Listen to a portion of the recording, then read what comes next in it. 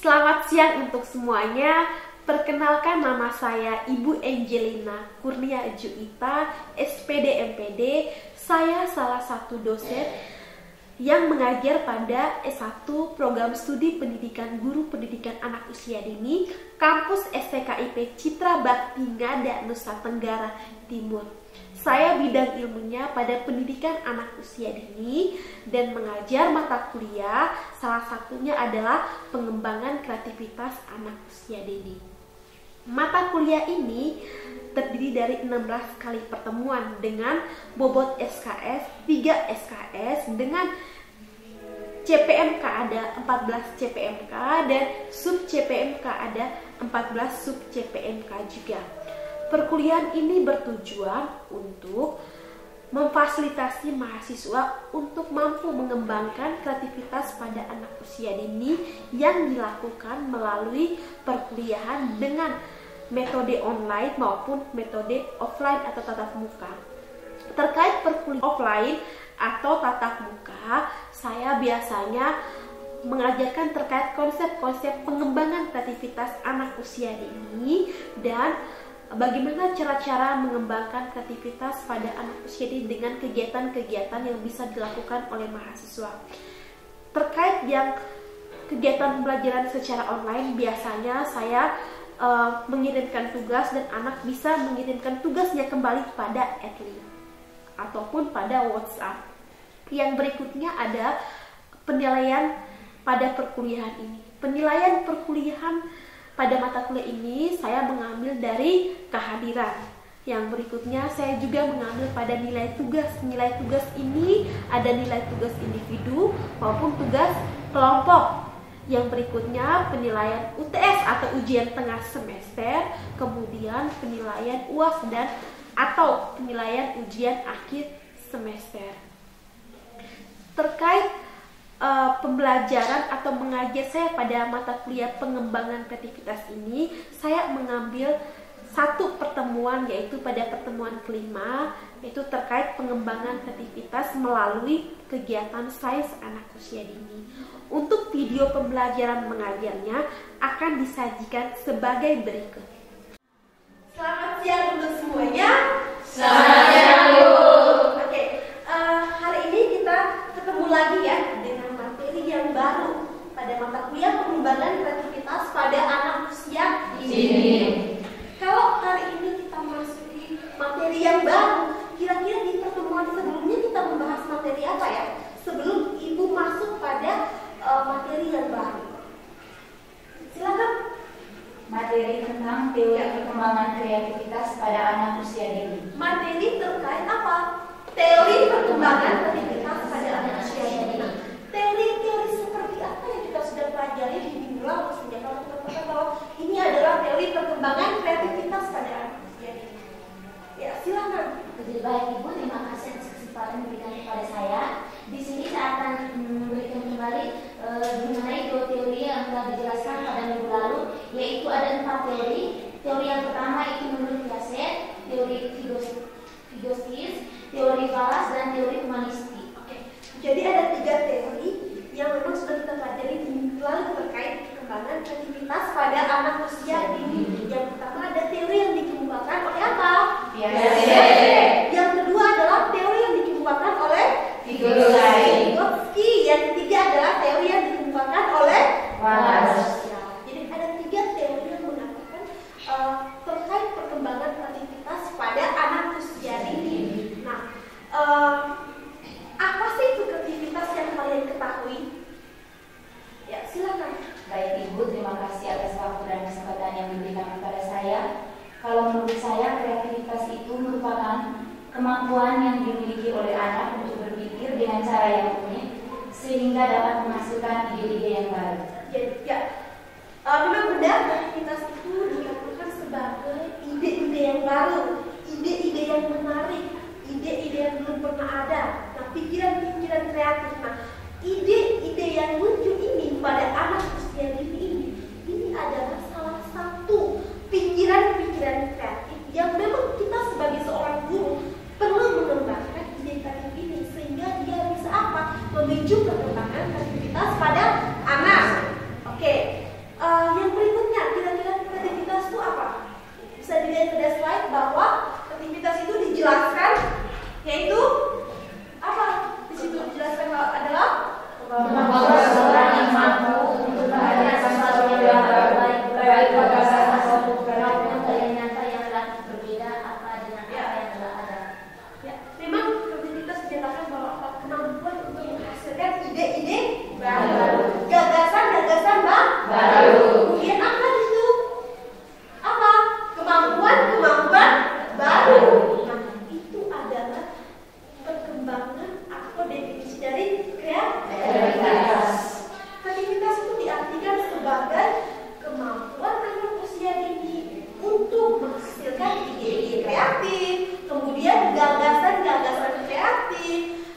pikiran-pikiran yang unik, kemampuan-kemampuan yang unik. Nah, itu dinyatakan sebagai apa? Kreativitas pada anak usia dini. Nah, identik kreativitas pada anak usia dini itu yang pertama adalah apa? Rasa ingin tahunya yang semakin tinggi. Karena rasa ingin tahunya yang semakin tinggi, anak akan apa? Mulai apa? Bertanya. Kemudian setelah bertanya seperti itu, anak akan berpikir, oh ternyata seperti ini ya. Oh ternyata dibandingkan seperti ini menghasilkan seperti ini. Itu juga termasuk apa? Pikiran-pikiran kreatif yang muncul pada anak usia dini. Ya memang kalau pada anak usia dini ini adalah anak-anak yang memang rasa ingin tahunya sangat tinggi ya. Kategori bertanya, ingin tahunya sangat besar. Nah ini adalah apa? Tanda-tanda anak yang apa? Memiliki apa? Pikiran-pikiran atau ide-ide atau imajinasi yang sangat tinggi. Ya, memang pada anak usia dini itu memang imajinasinya sangat tinggi. Seperti itu ya. Dengan imajinasinya sangat tinggi, anak apa? Memunculkan apa? Iya, memunculkan tadi kreativitas. Oke, kita bahas pada hari ini adalah pengembangan kreativitas melalui sains. Nah, kira-kira seperti apa sih pengembangan kreativitas pada anak usia dini melalui kegiatan sains atau eksperimen sains? Oke ya, kita masuk pada materinya ya. Oke, pengembangan kreativitas melalui sains. Bisa dibaca pada slide. Sains dikatakan sebagai apa di situ? Sains dalam hal ini menitik beratkan pada bagaimana anak dapat mengetahui cara atau proses terjadinya sesuatu. Kemudian disitu dijelaskan bahwa mengapa itu apa terjadi, mengapa sesuatu itu terjadi. Kemudian serta bagaimana mereka dapat menemukan solusi terhadap permasalahan yang timbul. Kemudian disitu dikatakan apa lagi? Dan pada akhirnya menemukan sesuatu yang bermanfaat. Dan sesuatu yang memang bermanfaat untuk orang lain. Memang pada kegiatan sains ini anak akan memunculkan banyak pertanyaan.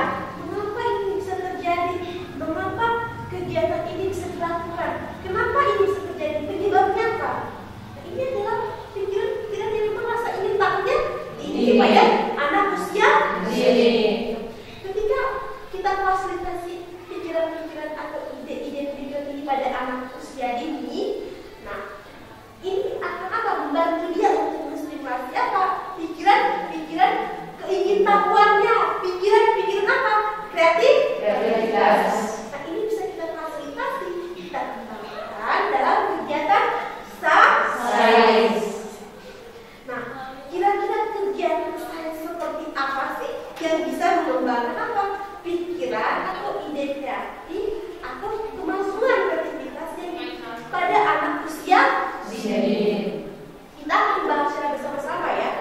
Kita akan diskusi seperti apa sih kegiatan sains itu sehingga dia dikatakan sebagai membantu untuk mengembangkan kemampuan kreativitas pada anak usia dini. Contoh adalah permainan sains. Nah, kita ketahui bahwa mahasiswa, teman-teman semuanya, bahwa permainan adalah identik dengan apa? Cara anak usia dini untuk belajar. Anak usia dini itu belajar melalui kegiatan bermain. Seperti itu ya. Nah, permainan sains ini adalah apa? Sesuatu bahan pembelajaran bagi anak usia dini untuk mengembangkan apa? Kreativitas. Seperti itu ya. Nah, di sini Ibu ambil contoh permainan yang sangat-sangat simpel untuk anak. Karena memang anak usia dini itu bisa berusia 0 sampai 6 tahun. Kegiatan yang kita berikan kepada anak juga harus apa? Harus sangat sederhana, sesuai dengan usia 0 sampai 6 tahun. Seperti itu ya. Di sini disebutkan bahwa kegiatan eksperimen kenapa jeruk bisa tenggelam ketika tidak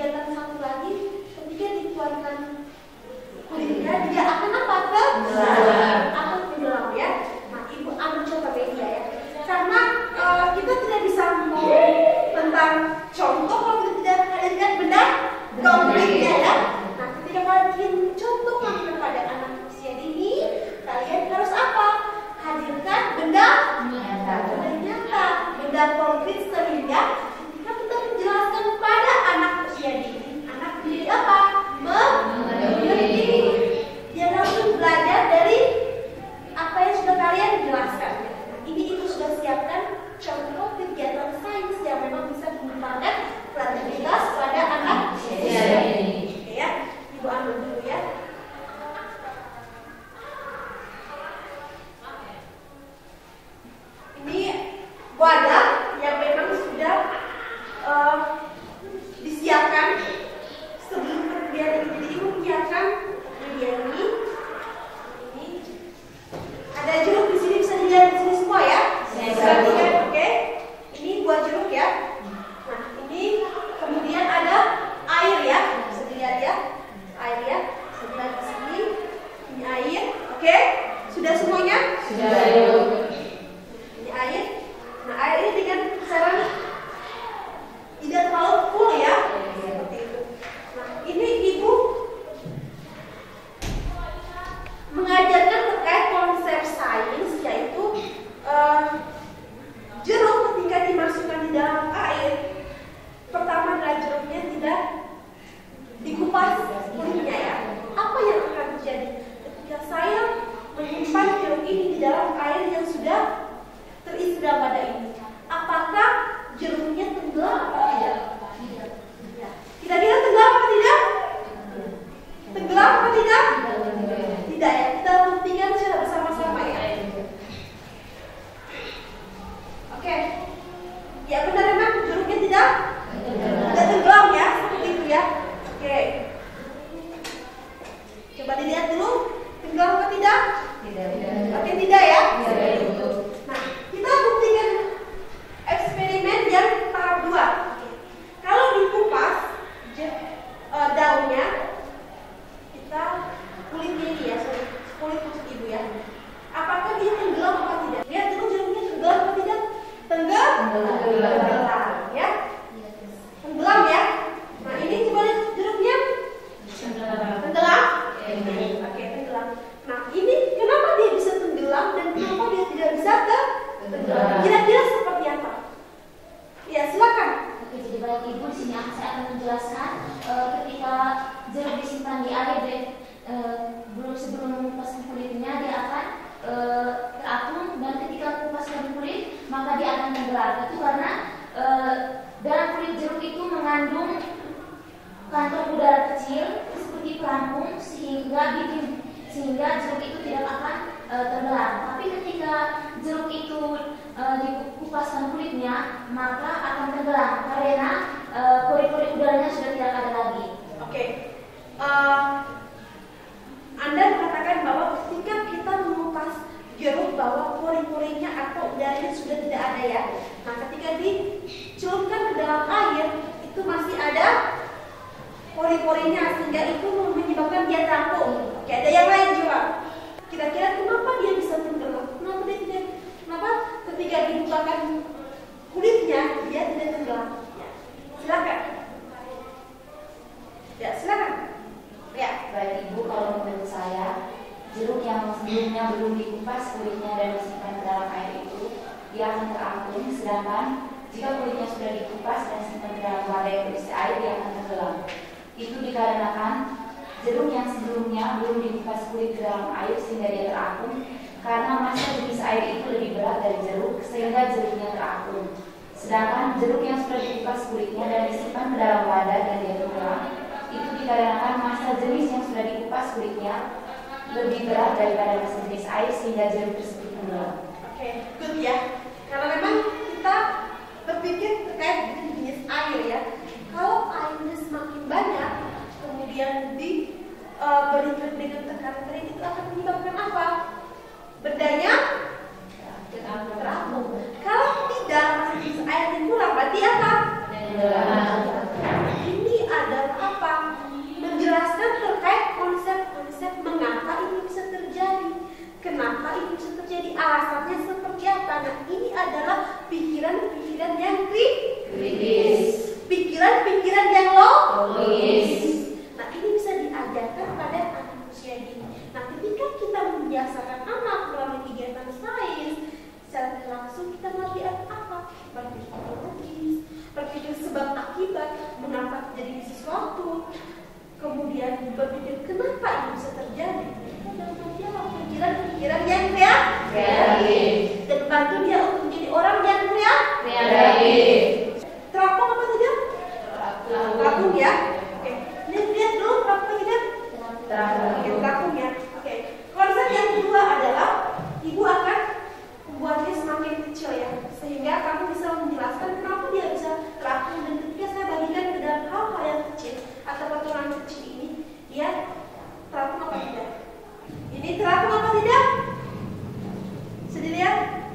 Masih ya,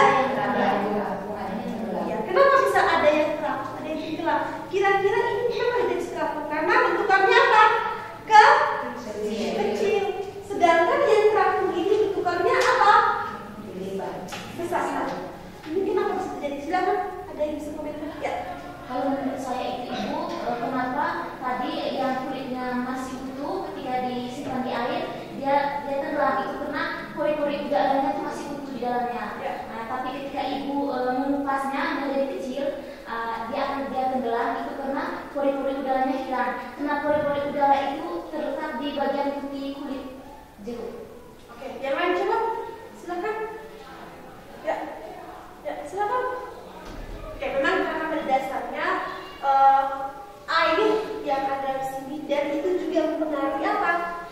Pengaruhi kulit jeruk ya. Semakin kecil kulit jeruk, itu pasti tidak ada terlalu membuat dia tekanan ya. Itu pasti menyebabkan apa? Dia tenggelam. Karena apa? Dia sangat kecil dan membuat dia tenggelam. Nah, kalau kulit besar jeruknya seperti ini kan tidak kecil loh. Jadi apa? Dia akan terapung. Ya. Kalau kita bentukkan kecil-kecil begini, dia akan apa? Ya, seperti itu ya. Ini bisa kalian ajarkan pada anak usia dini. Kenapa dia bisa tenggelam? Kok yang lain, yang kecil tenggelam, yang besar dia tenggelam? Itu bisa dijelaskan pada anak usia dini. Ya, dengan contoh-contoh yang sangat simpel ya, yang memang bisa kalian ajarkan terkait sains pada anak jadi yang nanti akan membentuk dia menjadi orang yang kreatif, imajinatif, ya, berpikir unik, dilatih memang sejak dini. Oke, nah sekarang saya mau bentuk kalian, coba kalian teman depan dan teman belakang coba diskusi, ya, coba diskusi sebentar. Kira-kira kegiatan sains yang lain yang seperti apa ya, yang memang bisa mengembangkan kreativitas pada anak usia dini. Ibu beri waktu sekitar 5 menit ya.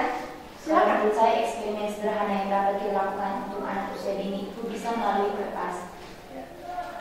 Kertas ini dibagi dua, satunya dibiarkan saja bebas dan satunya dikemas dari umpan dini.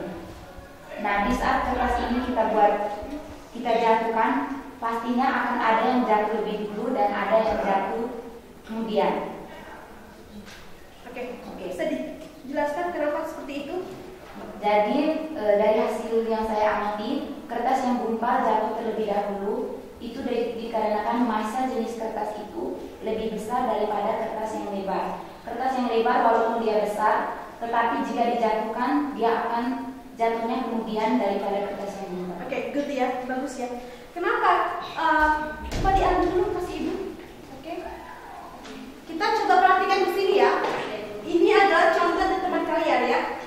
Ini sebuah kertas yang sudah digumpal. Oke, ini sebuah kertas yang sudah digumpal ya. Oke, kita ambil contoh.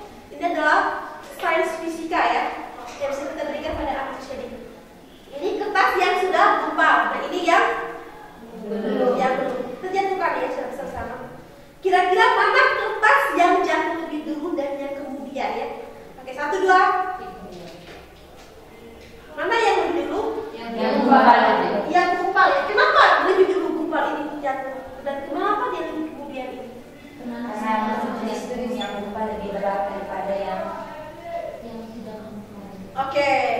Karena memang kertas ini apa? Dia bentuknya kecil yang pertama ya, dan dia apa? Berat. Dia cepat sekali jatuh. Ini kan dia karena apa? Karena apa? Karena memang dia ada unsur apa? Unsur angin yang memang dia membuat dia untuk apa? Lambat sampai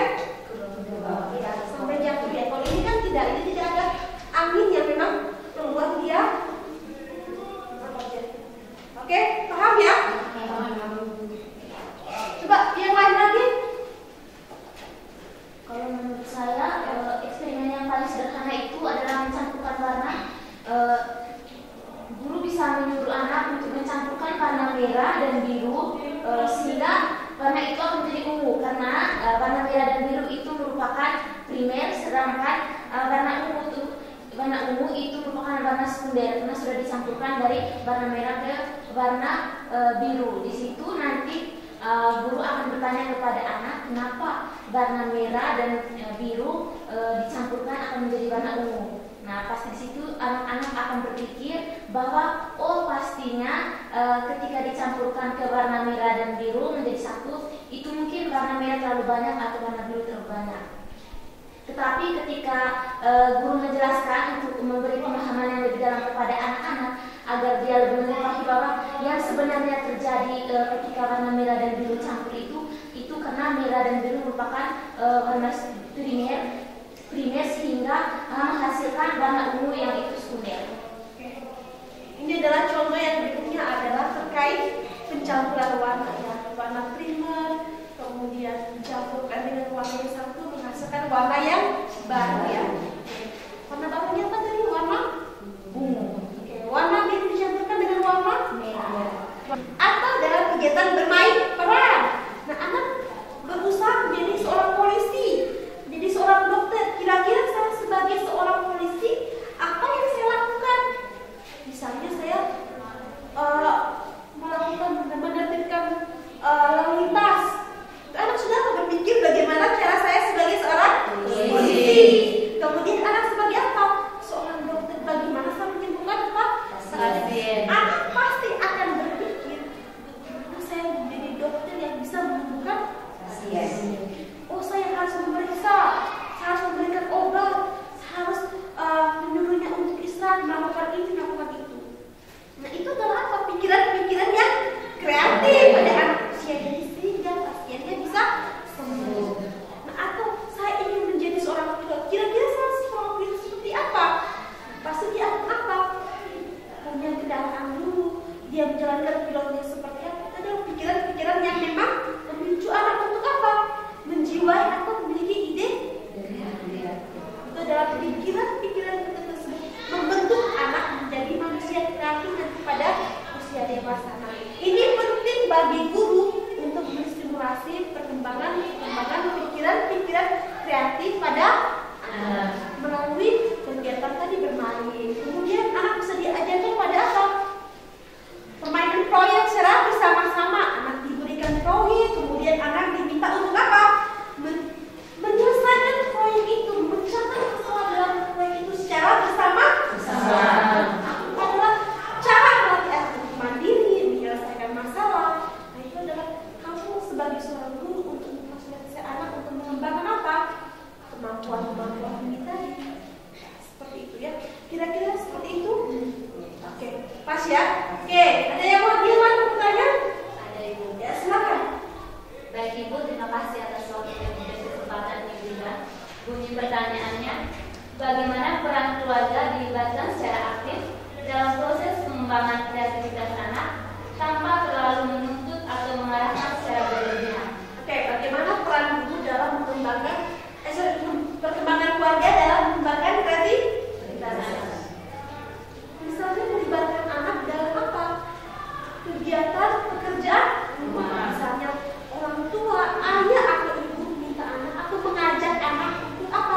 Membuat kue, ya. Nah, pada saat anak membuat kue, anak pasti akan apa?